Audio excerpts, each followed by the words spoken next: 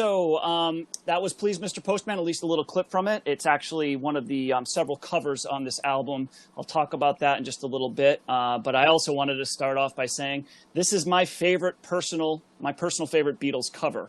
And I can talk a little bit about that before. I probably won't do, if we do clips later on with Beatles albums, I'm going to do all Beatles songs, but I felt that this was a good opportunity to throw a cover in there because the Beatles were a really great cover band. So this is the 91st album on our list, The Beatles, with the Beatles, and it ranks number 5 in the year of 1963 when it was released, and on our list it's also listed as number 895 of all time. So this is going to be the first of 11 Beatles albums that we're going to cover. I kind of mentioned that earlier. Actually, first of 11 Beatles albums, I should say, in this decade, because they do have one in the 70s that we're going to talk about, which means that pretty much every single proper album that the Beatles delivered are on this list. I doubt that there are many other artists that can claim that. So it's kind of, you're going to get a lot of Beatles stuff on here, and rightfully so, I think. So for this album, it was released in late 1963, and unlike their first album, Please Please Me, which was actually recorded in just one session, most of it actually was recorded in one session. Wow. The Beatles, go ahead. I said that. Wow, that's pretty remarkable in and of itself. Yes, and that's when we get to that album, we can talk about the circumstances behind that. But this was actually recorded over 7 sessions from July 18th, 1963 through October 23rd, 1963, and it was released in the UK on November 23rd, 1963, which was exactly 8 months after the release of their debut album, and the same day that John F. Kennedy was assassinated in Texas. An interesting tidbit about this is that Beatles albums were not released, at least in the early 60s, the way that albums are released today. So the album, was released in the UK, but it wasn't released in the US till later. And actually, it was released in the US as an album called Meet the Beatles, and it had a different track list. Most of the songs that are on with the Beatles were on the Meet the Beatles album, but there were a couple of other originals that they threw in there. I Want to Hold Your Hand. I saw her standing there in This Boy. And one of the covers was included on there as well, Till There Was You. That's a hell of a lot of songs to leave off of the album too. You know what I mean? That's not like you're just throwing in some back B-sides right there. That's definitive standards there. Well, they were put. I'm sorry, I don't know if I misspoke. Those were put on this album, and they were not on. I mean, they were put on the U.S. version of it. Right. The ones that were left off were the covers. Actually, every cover on the album, with the exception of "Till There Was You," was put on another album that was released in the U.S. called the Beatles' second album. So it's kind of confusing, even for someone like me who really does like the Beatles and knows a lot about them. But their albums at this time were not. They were not all, they were not released the same way in every country. It's almost like those punk mixtapes you used to get. The Stones were similar, that there's about like 15 different albums where there's overlap of the tracks, it seems like, between all of them. So it's kind of murky what their albums are at different points because you're both talking about the same album and not depending on whether it's a UK release, a US release, or almost they were releasing kind of greatest hits compilation albums while they were active, which is... like I said, something you only really see in like punk music sometimes. Yeah. Were they just catering to the different markets, trying to figure out what was going to sell best? Or? That's a good question. I don't know exactly why. I can tell you that I Want to Hold Your Hand, which was added to the U.S. release, was the first #1 single that the Beatles released in the U.S. And this album was released a couple of months before the Beatles embarked on their first trip to the U.S. They kind of made an agreement or a declaration saying we're not going to go to the U.S. until we have a #1 single there. And really at this time, singles were what they were focused on and what a lot of acts were focused on.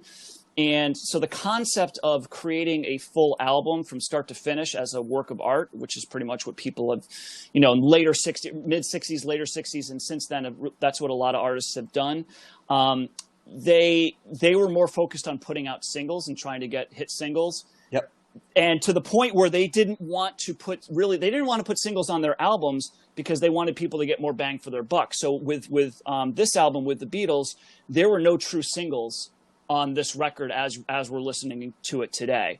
There were a couple of singles that were released in Canada. One of them was Roll Over Beethoven, which was a cover, and then All My Loving.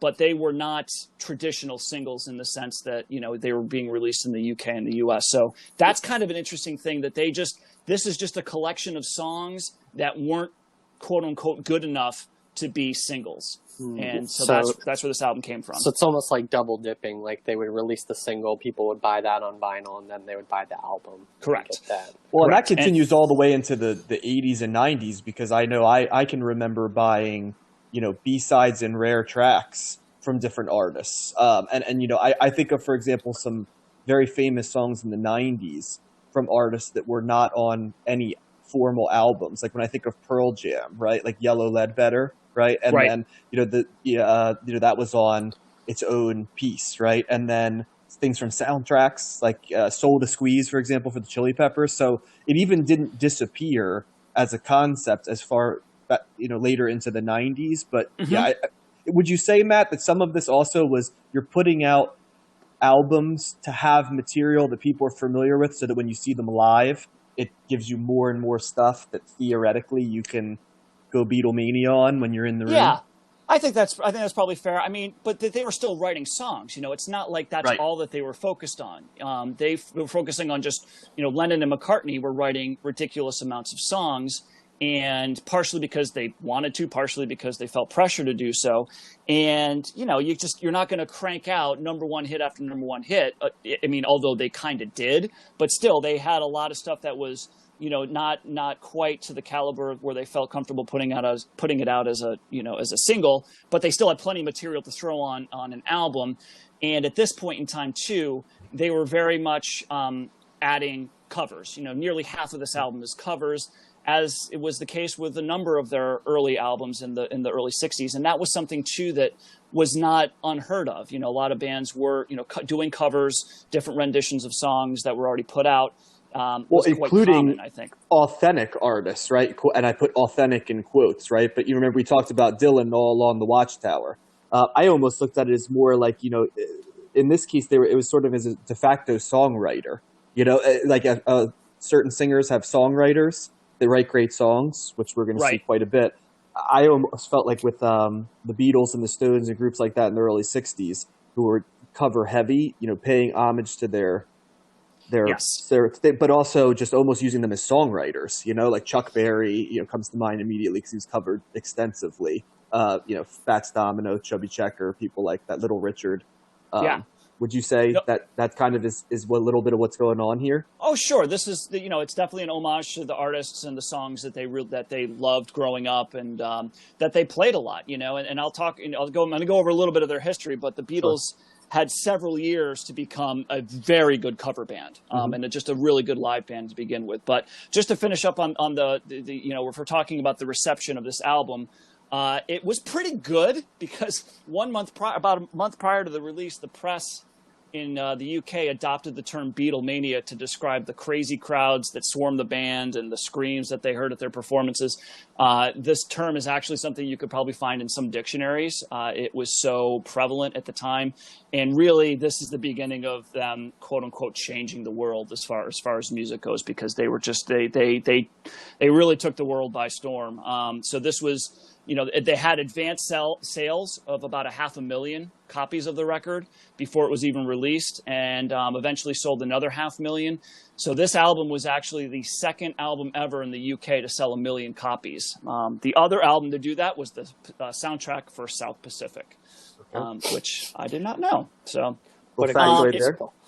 yeah, and the album was released about a week before I Want to Hold Your Hand was released in the UK, and later on, about a month later, it was released in the US.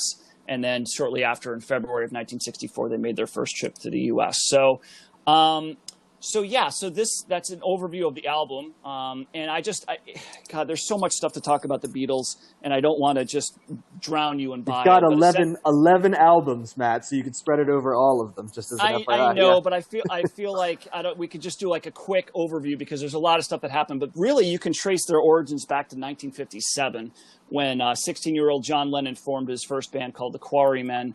On July 6, 1957, so we celebrated the 63rd anniversary of this just a couple of days ago. That's when Paul McCartney met John Lennon at a Quarrymen show at St. Peter's Church in Liverpool. And they met afterwards and hit it off. And when Lennon asked McCartney to join the band the next day. And then George Harrison came through McCartney. They were school mates. And while Lennon kind of rejected the idea of George joining the band at first because he was a couple of years younger, there was enough persistence on Harrison and McCartney's part, and Lennon finally relented and let him join after George actually. What's that? Good call. Yeah. Well, George had to actually audition on top of a double-decker bus playing a song for John, which finally convinced Lennon that, okay, we should let this guy in. Was the bus moving or not? It was probably moving at some point. It was, I'm sure. That also plays with like every stereotype of John Lennon, doesn't it? Right there, like in a encapsulation in terms of his personality. He was a leader, John, and he needed to have perfection in his band. So. Yes. So later on, and so you're jumping ahead here because this is, you can talk about other members of the band that joined. Lennon's art school friend Stuart Sutcliffe was an artist who was kind of pressured to join the band. They needed a bass player, and Sutcliffe had just sold a painting, and he had enough money that McCartney said, "Hey, that's a perfect amount of money that you need to buy a bass." So they convinced him to do it, even though he didn't know how to play bass at all, and he wasn't good. But they figured that a bass player was better than no bass player at all. McCartney didn't play bass at first. He was one of the guitar players as well. And shortly after, in August of 1960, the Beatles got a deal to play a number of shows in Hamburg, Germany. They needed to get a drummer to do this, and George recommended a guy named Pete Best to join the band as the drummer, and he kind of jumped in, and then they began a stint in Hamburg, Germany, which was where they really cut their chops as live acts. And they played ridiculous amounts of shows for hours on end. And this is where they got really into uppers or speed so that they, if a band member was falling over, they were just so tired, a waitress would stop by and give them a pill, and they would continue playing. So this is really where they honed in their skills as a band, playing all kinds of covers, and that can be attributed to the covers that they would play later on and just how really good they were live. They became a very strong band live, and all this is happening over the course of several years before the first album even came out. Which is really funny, Matt, because basically the second half of the Beatles' career, they're not a live band at all, in many ways.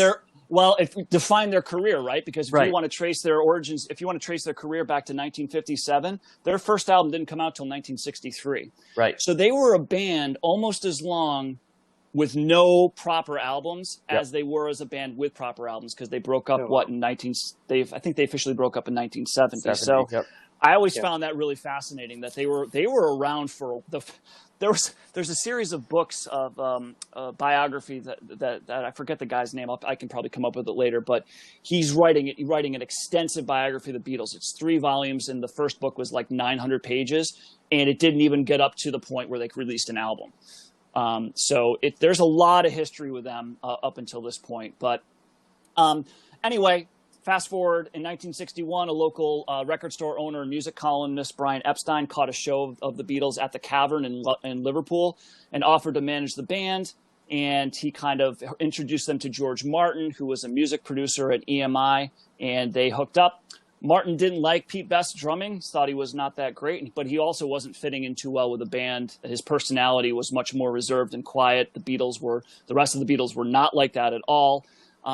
So they decided to hire Ringo Starr, who was a drummer in another local Liverpool band called Rory and the Hurricanes, which was one of the biggest bands in Liverpool. And definitely not reserved and quiet.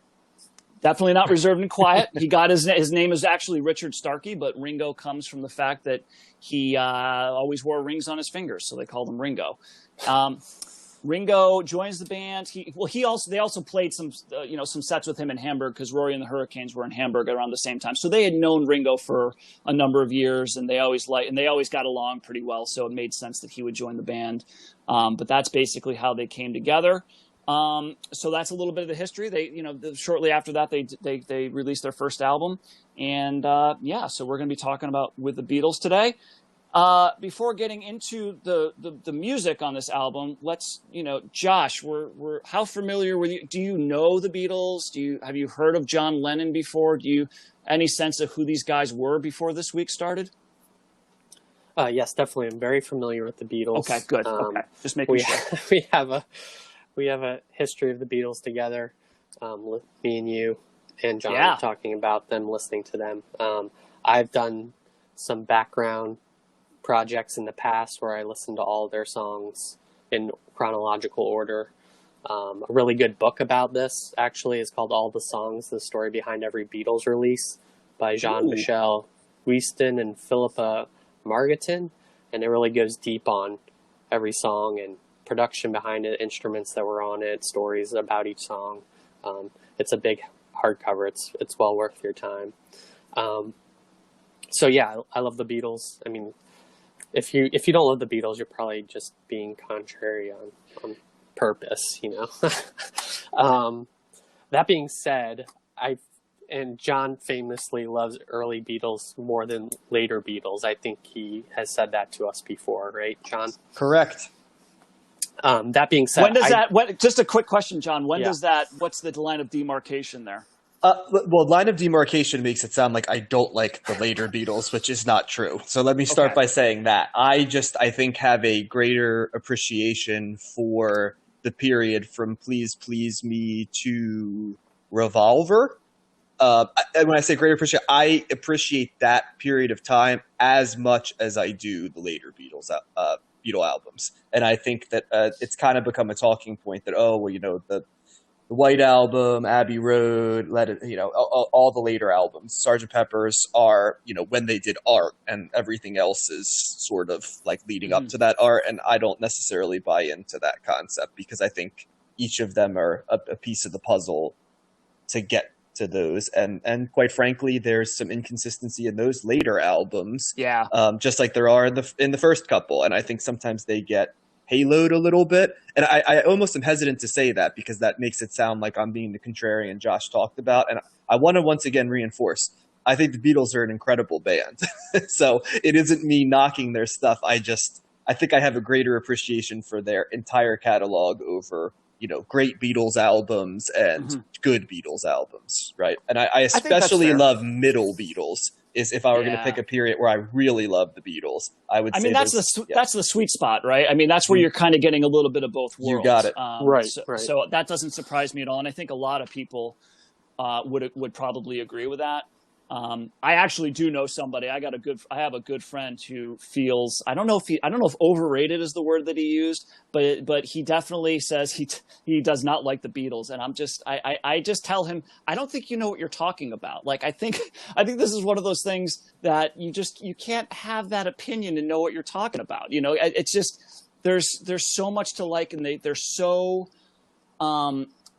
accessible. They have so many songs. Yeah, they have so many songs, and they're so accessible. Like, if you're going on a cross-country, I always said this, if you're going on a cross-country trip and you've got all these you're with your parents, you're with your grandparents, you're with your kids, and you're trying to figure out something to listen to, if you throw on some Beatles songs, I think everybody's going to be somewhat happy at the very least, and you can't really say that about much of anything else. So I think they, all those adjectives of being timeless and whatnot, I think is definitely there. So if you might not love them, they might not be your favorite, but man, you got to appreciate them in some level. And what's awesome about this album in particular, Matt, is it's funny that we got the Beatles and the Beach Boys in the same week because in many ways they both fall into the same category for me.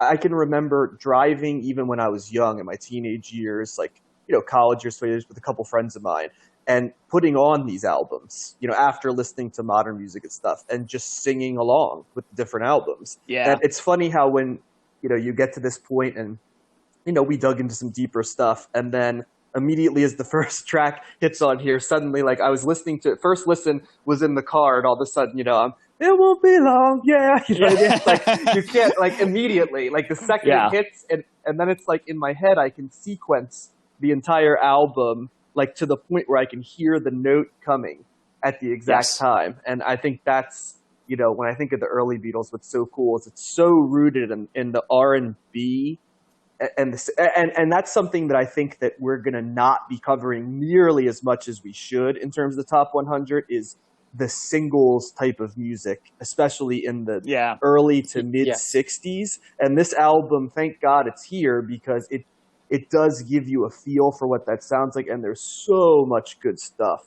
that I think we're not going to be able to cover in an album format, but this allows us to at least talk about some of what made that music awesome.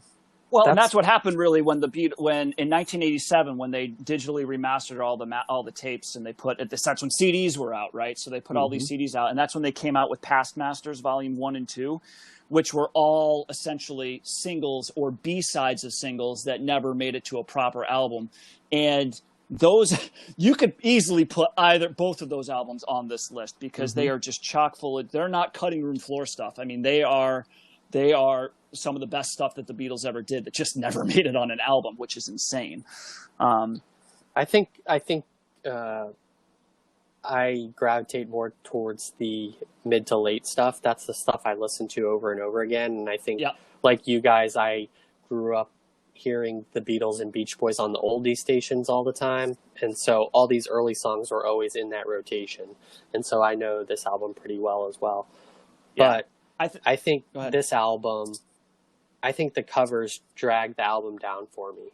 And I think this is not as strong an album as some of their later albums. And I guess my hot take this time is that the covers by the original, or the songs by the original artists, are better than these covers of their songs in almost every instance. I think the Marvelettes version is better of Please Mr. Postman. I think Chuck Berry's version of Roll Over Beethoven is better. I think the Miracles version of You Really Got a Hold on Me is better. And Barrett Strong's original version of Money, That's What I Want, is better than the Beatles. The exception is the Till There Was You, which I think is great because well, that's a softball. It's stripped down compared to the, it's based on a musical, right? A song from the Music Band. So that it's version, also like the song Paul McCartney was written to cover in his life. You know what I mean? Yeah. I don't think what you're saying is a hot take, Joe. I agree. The Beatles are an awesome R&B cover band, but like let's put the brakes on for a second. Chuck Berry is freaking Chuck Berry. You know what I mean? It's You can be an awesome R&B cover band and still not cover Chuck Berry like Chuck Berry. And that's no knock at all on the Beatles, because they do incredible covers on this. And one of my biggest comments is, the Beatles as an R&B cover band could have, played as an R&B cover band with just slight originals for like the entirety of the 60s and been highly successful. So, but I agree. I agree though. Although here's where I disagree. It didn't drag the album down, because this is, to me, this is the period where American R&B music gets put in a bard that can translate it to people that may not have had a full understanding of American. And so if this would be like the Beatles took R&B and made it something that was palatable to teenagers and, the Ed Sullivan crowd, right? And just sort of like the Stones did with the blues, right? I mean, we're just talking about the race component, essentially.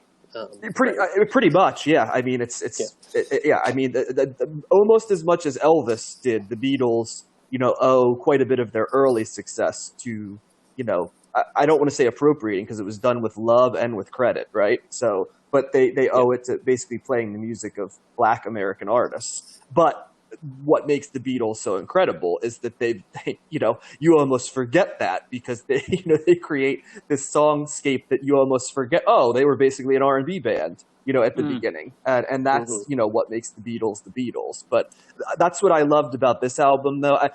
I wouldn't say that this is as good an album as a lot of the mid to late Beatles albums are. However, would I reach for this one over some of those albums? Absolutely. Because this, to me, represents a type of music, 50s and 60s R&B singles, that is just timeless, great music. So, and I'm glad it's getting its due. Yeah. I think I find their songwriting stuff and their original music more interesting on this album than their interpretations of the covers. So like All My Loving, you think hits you more than the covers do, for example? Yeah, definitely. Or even something like kind of an underrated song, "Don't Bother Me" by George Harrison writing that song. That's a catchy song, and I think, and Little Child too. I think those are both more fun and deeper cuts than just hearing, their version of "Please, Mr. Postman," which is a great song. Well, and it's funny because this album came out around the same time "You Really Got Me" by the Kinks did, and I'll give you a hot take right here. I actually think that the Beatles' original material at this point might not have been as good as some of the original material that was coming from some other bands, but as a combination, original stuff and covers, they were the real deal with star appeal. But I don't really start to feel the Beatles' original stuff becomes real strong until about Help. Now, that's not to say they didn't write some. I mean, I can name many songs on the next two albums that are great songs, but I didn't find like "Little Child" and "Don't Bother Me" as appealing to me as some of the covers were in terms of how they sounded. And since this album to me is about the Beatles weren't worn out and weary yet in this album, is how I'd describe it, and that's a cool thing. It's like you get the Beatles almost before Beatlemania in the United States, which is hard to even imagine, But Matt, I know we put you on the sidelines with your favorite band here for a while. No, I'm very interested in hearing this because I have a lot of disagreements about what was just said. Well, go ahead, share. Go ahead and share. I would first start off by saying, even though, despite what I said in the beginning of the episode, this is by far my least favorite Beatles album. And I think that the opener, like the 1, 2, 3 opener is fantastic. I think I agree with you. It won't be long. I love it when the Beatles and other artists just kick right in with the chorus. And that's how this song. Especially when John Lennon lets it fly. I mean, that's to me the Beatles at their best is when John Lennon's belting. This is a strong opening track, let's say. Yes.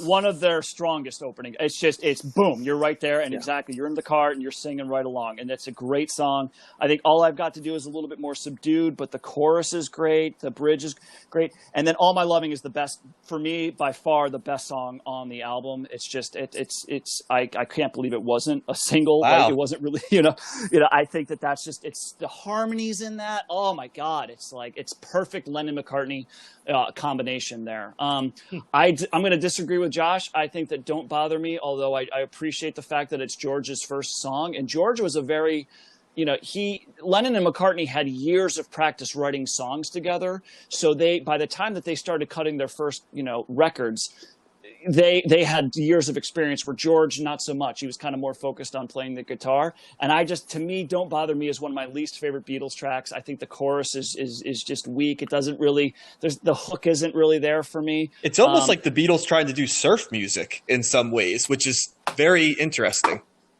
Yeah, I never thought of that. Possibly. I just go back and listen to it and tell me if you see it. Yeah. Okay.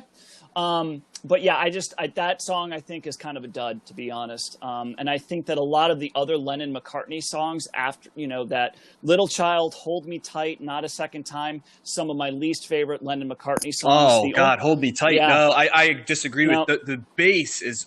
I remember Dave Grohl saying one time that Paul McCartney's like the most underrated bassist ever, and that song absolutely, if nothing else, the bass in that song. That's one of my favorites on the entire album. Let me also say this, though. My least favorite Lennon and McCartney songs are still really good songs. You know what I mean? Yeah. Like, I'm comparing these to hundreds of other songs that I am going to go to, or I'm going to encourage somebody else to listen to before these ones. I'm just saying that these are on my lower end of the scale of what gets me amped listening to a Beatles song. Right. I think "I Want to Be Your Man," and I don't know if you guys know this, but that's a song that Ringo sings. Yes. And so pretty much every album, Ringo Did gets I know song. that? You always could tell the Ringo song. Well, right, but no, not that wasn't the part that you know. But did you know this? So before they actually released this, or before they started, they recorded it, I think they gave it to the Stones, because the Stones needed a song.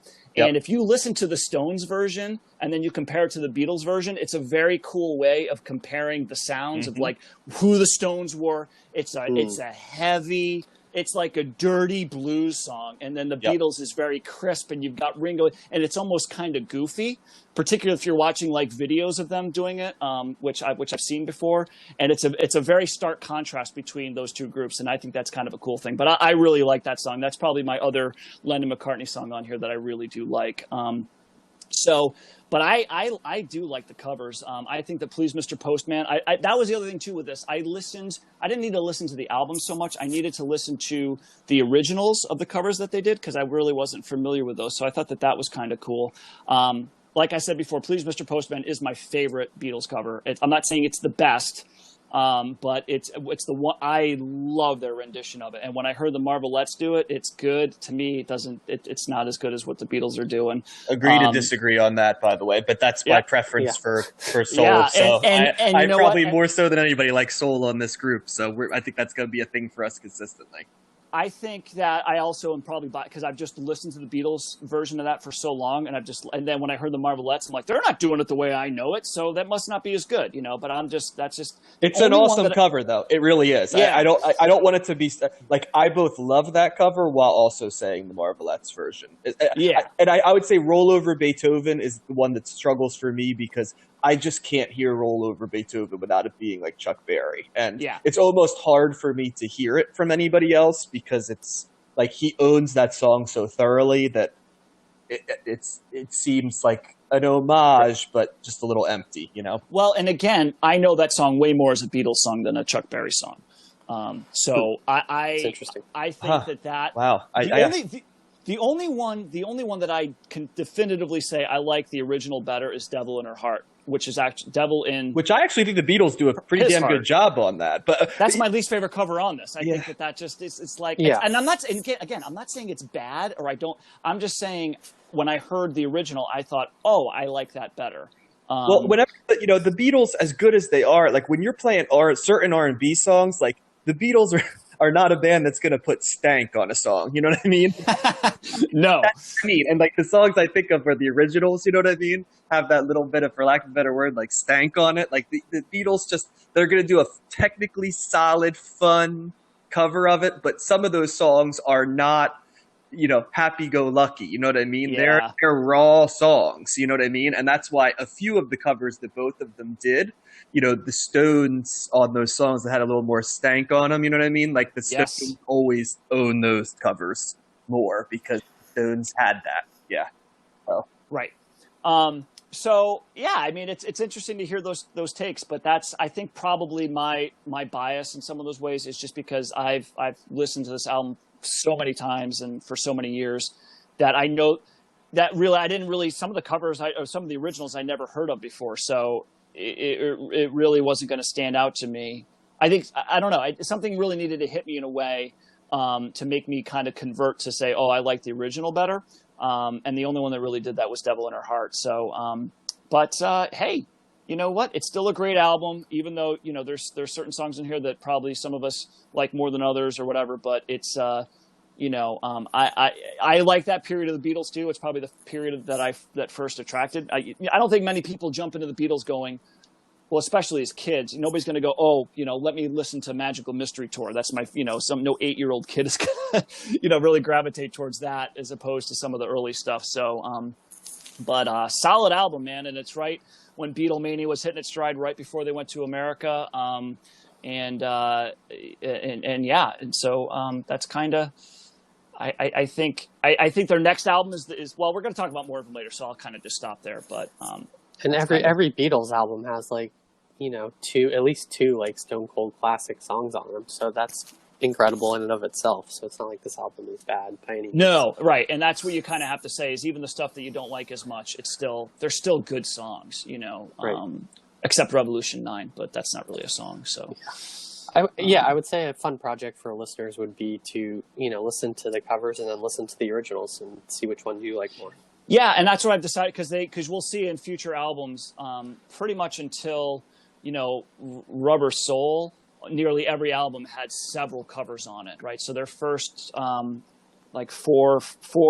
albums with the exception of one, had a ton of covers on them. So I'm not that familiar with them. So I'm definitely going to, as we go through this, I'm going to be listening to more of the originals. And if you like them, listen to 50s and 60s R&B. It is awesome. Yeah. So plug there for you as well. I can't stress enough how much good stuff there is there that sometimes gets forgotten.